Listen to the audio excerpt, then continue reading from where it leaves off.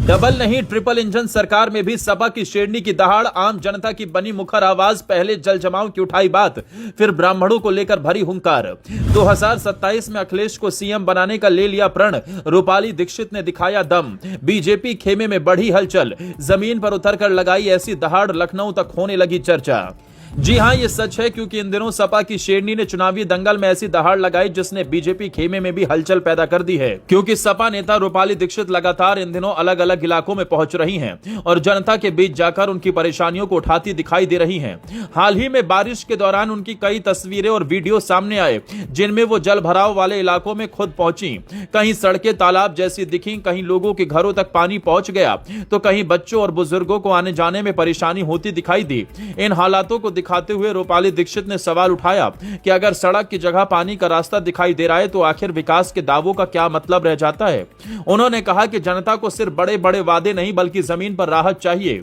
रूपाली दीक्षित ने लोगों से बातचीत भी की। उन्होंने स्थानीय लोगों की समस्याएं सुनी और कहा कि कई गांवों और मोहल्लों में यही स्थिति बनी हुई है। उनका आरोप था कि लोग अपनी शिकायत लेकर जिम्मेदार लोगों तक पहुंचना चाहते हैं, लेकिन उनकी सुनवाई नहीं हो रही।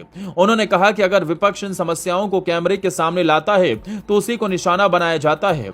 उनका कहना था कि विपक्ष का काम सिर्फ सरकार की आलोचना करना नहीं बल्कि जनता की आवाज को शासन तक पहुंचाना भी है।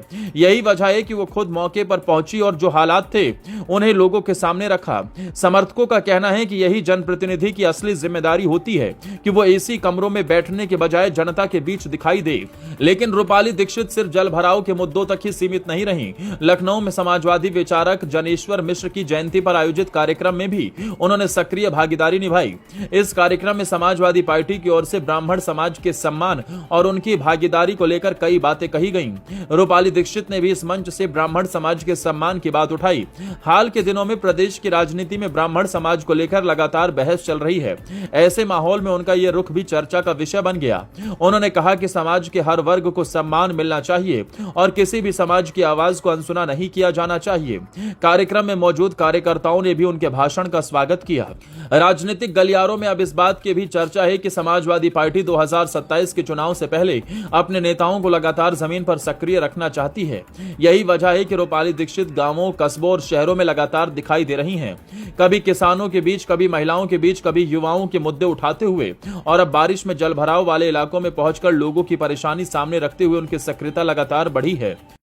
मैं जटपुरा की रहने वाली हूँ। मेरा नाम तनु है और ब्लॉक फतेहाबाद है। मेरा आपसे यह निवेदन है कि मैं इस पानी का समाधान चाहती हूँ, क्योंकि हम इस पानी में बहुत ही ज़्यादा परेशान हैं। घरों में पानी जा रहा है, पेड़ में भी करंट आ रहा है और बच्चे भी पढ़ने नहीं जा पा रहे हैं, क्योंकि पानी की वजह से वो भी इसमें गिर जाते हैं और हार में जाने की भी दिक्कत है।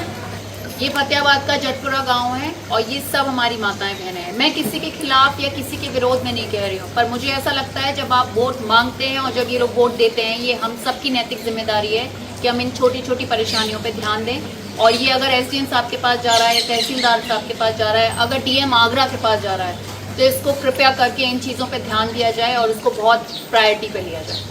दूसरी तरफ जनेश्वर मिश्र जयंती के कार्यक्रम में ब्राह्मण समाज को लेकर खुलकर बात करना भी इसी रणनीति का हिस्सा माना जा रहा है। राजनीतिक विश्लेषकों का मानना है कि समाजवादी पार्टी अब सिर्फ अपने पारंपरिक वोट बैंक तक सीमित रहने के बजाय हर वर्ग के बीच अपनी मौजूदगी मजबूत करने की कोशिश कर रही है। रूपाली दीक्षित के समर्थक तो यहां तक कह रहे हैं कि उन्होंने 2027 में अखिलेश यादव को दोबारा मुख्यमंत्री बनाने का संकल्प लेकर मैदान में काम शुरू कर दिया है। यही वजह है कि वो लगातार अलग अलग मुद्दों पर जनता के बीच दिखाई दे रही हैं। हालांकि राजनीतिक तौर पर यह समर्थकों की राय है, लेकिन इतना जरूर है कि उनकी सक्रियता ने उन्हें चर्चा में ला दिया है। जहां एक तरफ सत्ता पक्ष अपनी योजनाओं और विकास कार्यों का दावा कर रहा है, वहीं दूसरी तरफ विपक्ष जनता से जुड़े मुद्दों को सामने रखकर सरकार को घेरने की कोशिश कर रहा है।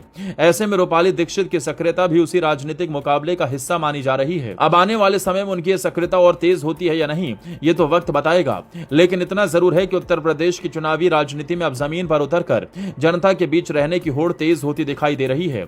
जनता भी अब यही देख रही है कि कौन सिर्फ मंच से बोल रहा है और कौन उनकी गलियों, गांवों और सड़कों तक पहुंचकर उनकी आवाज उठाने की कोशिश कर रहा है।